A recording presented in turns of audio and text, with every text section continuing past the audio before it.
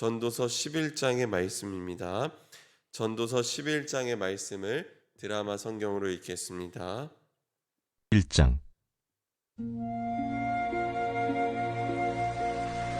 너는 내 떡을 물 위에 던져라.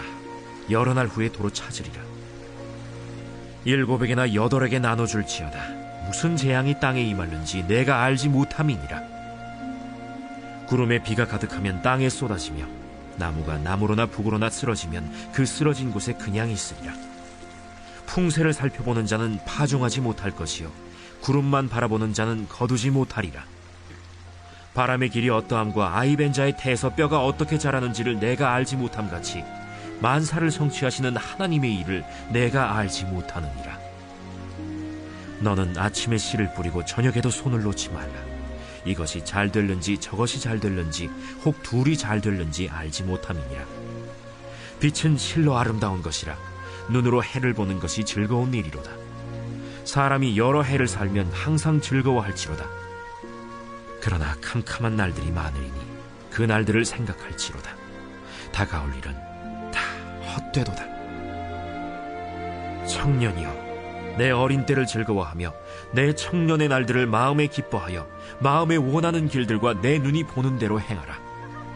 그러나 하나님이 이 모든 일로 말미암아 너를 심판하실 줄 알라. 그런즉 근심이 내 마음에서 떠나게 하며 악이 내 몸에서 물러가게 하라. 어릴 때와 검은 머리의 시절이 다 헛되니라. 네, 아멘. 네, 할렐루야. 네, 주님의 은총과 평화가 여러분 가운데 충만하시기를 간절히 소망합니다. 오늘은 의의 무기로 삶을 바치라 라는 제목으로 말씀을 나누고자 합니다. 세상의 모든 학문을 공부하고 또 지혜가 아무리 많을지라도 사람은 세상에서 벌어지는 모든 일을 다 이해할 수 없습니다. 그래서 전도서 8장 11절에서 전도자는 이렇게 말합니다. 사람이 아무리 애써 알아보려고 할지라도 능히 알지 못하나니 비록 지혜자가 아노라 할지라도 능히 알아내지 못하리로다. 네, 우리는 세상에서 일어나는 일들을 이해하지 못하며 특별히 악한 이들이 보응을 받고 선한 사람들이 어려움을 겪는 현실을 마주하면 우리의 삶이 부조리해 보일 때가 참 많이 있습니다.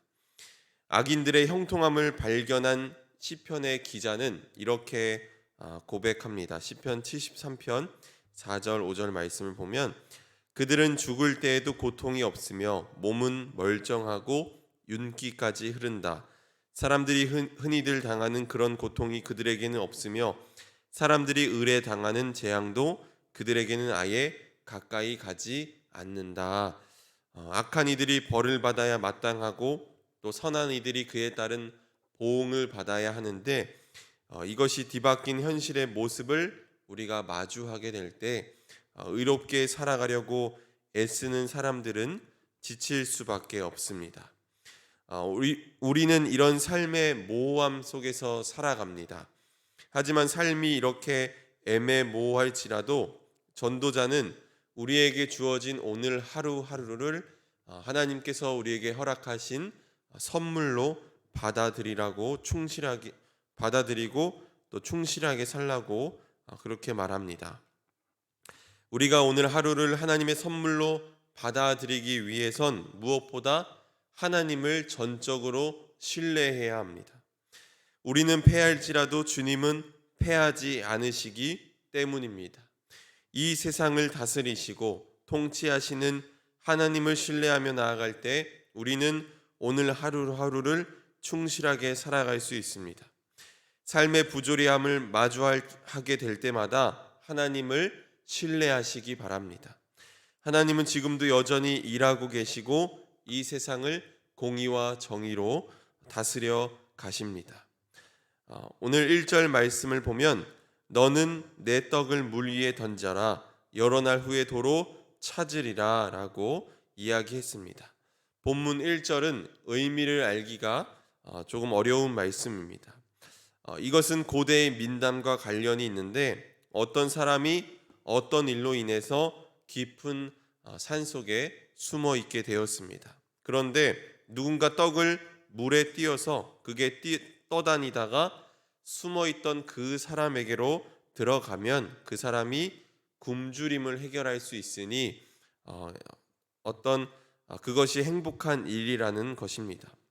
교회 전통에서는 이것을 대가를 바라지 않는 나눔이라고 이야기해 왔습니다. 떡은 우리의 돈일 수도 있고 재능일 수도 있고 시간일 수도 있습니다. 우리가 가지고 있는 것들을 누군가에게 나누어 주라는 것입니다. 그러면 그것이 결국 나에게로 돌아오게 되어 있다는 것입니다. 우리가 살아가는 삶이란 씨앗을 뿌리는 것과 같습니다. 그 씨앗들이 언제 꽃이 되고 또 언제 나무가 되어서 열매를 맺을지 모르지만 언젠가는 자라서 삶이라는 숲을 이룰 것입니다. 우리가 누군가에게 호의를 베풀어 주면 그 호의를 기억하고 있다가 그 사람이 언젠가 다시 갚게 되어 있습니다. 사랑이야말로 씨앗을 심는 일의 결정판입니다. 내가 누군가를 사랑한다면 그 사람의 상처가 치유되고 또 그가 변하여 꽃이 되고 또 열매를 맺는 것을 볼 수 있습니다. 예수님도 마태복음 6장에서 이렇게 말씀하십니다. 오직 너희를 위하여 보물을 하늘에 쌓아두라. 거기는 좀이나 독록이 해하지 못하며 도둑이 구멍을 뚫지도 못하고 도둑질도 못하느니라. 이 땅에서는 도둑도 들고 녹도 씁니다. 그러나 하늘에 쌓은 것은 사라지지 않습니다. 그렇게 우리가 나누고 봉사할 때 미래를 위한 투자나 보상을 기대한다거나 사회적 명예를 얻기 위해서 그 일을 해서는 안 됩니다. 신앙도 마찬가지입니다. 신앙은 계산도 아니고 투자도 아닙니다. 구원의 은혜에 대한 감사입니다. 하나님의 일을 함께 할 수 있음에 대한 감격이고 거기에서 연유한 헌신과 섬김입니다. 우리 눈에는 보이지 않는 미래의 복보다는 눈에 보이고 내 손으로 직접 계산해 볼 수 있는 복을 우리는 좋아합니다. 하지만 이것은 신앙을 너무나도 사소하게 만드는 것입니다. 보상에 대한 생각을 우리 마음에서 지워버릴수록 우리의 기쁨은 순수해지고 감사는 더욱 깊어질 것입니다. 보상이 아니라 은혜가 우리를 살게 합니다. 이것을 기억하시기 바랍니다. 전도서 11장에는 반복되는 단어가 있습니다. 그것은 모른다, 알지 못한다라는 단어입니다. 2절에 무슨 재앙이 땅에 임하는지 알지 못한다. 5절 말씀을 보면 하나님의 일을 내가 알지 못한다. 6절 저것이 잘 되는지 혹 둘이 잘 되는지 알지 못한다라고 이야기합니다. 서두에서 말씀드린 것처럼 우리는 정말 알지 못합니다. 찬양 가사 중에 내일 일은 남 몰라요. 하루하루 살아요라는 찬양의 가사가 있는데 이 찬양의 가사가 정말 맞는 말입니다. 인간의 지성이 발달하고 아무리 과학이 발달했을지라도 우리가 내일의 날씨가 어떻게 변할지 예측만 할 뿐 정확하게 알 수는 없습니다. 또 코로나라는 눈에 보이지 않는 아주 미세한 바이러스가 문명화된 인간 사회를 3년이나 마비시킬 줄 누가 알았겠습니까? 전도자는 바람이 다니는 길도 알 수 없고 태중에서 생명이 자라는 이치도 알 수 없다고 말합니다. 그러므로 하나님이 하시는 일을 사람이 다 알 수 없습니다. 모르는 것은 모르는 것으로 받아들여야 합니다. 우리는 오히려 하나님에 대해서 다 잘 안다고 말하는 사람들을 경계해야 합니다. 이단들의 특징은 자신이 하나님에 대해서 잘 안다고 말하는 것입니다. 그들은 자신이 하나님의 음성을 들었고 무엇을 보았다고 말하면서 사람들을 미혹하게 할 때가 많이 있습니다. 정말로 하나님의 음성을 듣고 비전을 본 사람들은 함부로 말하지 않습니다. 로마서 11장 33절에서 바울은 이렇게 말합니다. 깊도다 하나님의 지혜와 지식의 풍성함이요 그의 판단은 헤아리지 못할 것이며 그의 길은 찾지 못할 것이로다. 우리는 단지 하나님에 대해서 부분적으로만 알 뿐입니다. 그러므로 우리에게 필요한 태도는 늘 하나님을 경외하는 마음을 갖고 사는 것입니다. 두렵고 떨리는 마음으로 하나님의 뜻을 여쭈며 살아야 합니다. 또한 우리 눈에 당장 이루어지지 않을지라도 우리가 믿음을 갖고 사는 것입니다. 히브리서 기자는 믿음을 바라는 것들의 실상이요 보이지 않는 것들의 증거니라고 했는데, 믿음은 내가 바라기만 하는 게 아닙니다. 실상이라고 여기서 말한 것은 내가 믿는 것을 실현해 간다는 의미입니다. 그러므로 오늘 우리의 믿음이 내 삶 속에서 실현될 수 있도록 내가 노력하며 살아야 합니다. 우리가 할 수 있는 일은 많이 있진 않지만 그럼에도 오늘 하루를 살아가면서 믿음으로 내 삶 속에서 그 믿음이 실현될 수 있도록 살아야 하는 것입니다. 그렇게 살아갈 수 있는 저와 여러분이 되기를 간절히 소망합니다. 그렇다면 우리가 선을 행하고 나누며 살아야 할 때는 언제일까요? 우리는 늘 바람이 그치기를 기다리고 구름이 걷히기를 기다리다가 때를 놓치고 맙니다. 늘 좋은 기회가 찾아오면 하겠다고 말하는 사람은 절대로 좋은 일을 할 수 없습니다. 사람들은 말합니다. 내게 1억이 생기면 나누며 살아야지. 그러다가 1억이 모이면 또 다른 목표가 생깁니다. 10억 정도는 모아야 내가 나눌 수 있지. 하지만 지금이야말로 바로 좋은 때입니다. 히브리서 기자는 3장 13절에서 이렇게 말합니다. 오직 오늘이라 일컫는 동안에 매일 피차 건면하여 너희 중에 누구든지 죄의 유혹으로 완고하게 되지 않도록 하라. 우리에게 주어져 있는 것은 오늘 하루밖에 없습니다. 우리는 살면서 내 인생의 조건이 조금만 나아지면 하겠다고 말합니다. 그러나 우리는 때를 기다리는 사람이 아니라 때를 살아내는 사람이 되어야 합니다. 세상에서 가장 중요한 금은 지금이라는 말이 있듯이 오늘이라는 시간을 살아가면서 우리에게 주어진 하루를 하나님의 선물로 받아들이고 성실하게 살아가는 저와 여러분이 되기를 간절히 소망합니다. 마지막으로 본문 9절 10절 말씀은 청년들에게 주는 교훈의 말씀입니다. 인생의 경험이 많은 이 전도자가 청년들을 향해서 지혜의 말을 전합니다. 전도자는 청년들이 시행착오를 겪지 않도록 돕고자 말합니다. 9절 말씀을 보면 청년이여 내 어린 때를 즐거워하며 내 청년의 날들을 마음에 기뻐하여 마음에 원하는 길들과 내 눈이 보이는 대로 행하라. 그러나 하나님이 이 모든 일로 말미암아 너를 심판하실 줄 알라라고 이야기했습니다. 전도자는 청년들에게 젊은 날을 즐거워하고 기뻐하며 살라고 말합니다. 그런데 하나님이 이 모든 일로 말미암아 너를 심판할 줄 알라라고 마치 엄포를 놓는 듯한 말을 하는데 그런 뉘앙스는 아닙니다. 마음에 원하고 보이는 대로 행하라고 해서 막 살라는 의미는 아닙니다. 하나님의 심판이 있어야 한다는 것은 우리 마음에 경계를 두어야 한다는 것입니다. 우리가 살아가면서 본질과 비본질을 잘 구분할 줄 알아야 하는데 나의 신앙의 본질을 지켜낼 수 있다면 비본질적인 것은 우리가 얼마든 양보할 수 있습니다. 하지만 신앙의 본질을 뒤흔드는 것이라면 미련 없이 우리가 아니요라고 말할 수 있어야 합니다. 이렇게 경계를 두고 살라는 것입니다.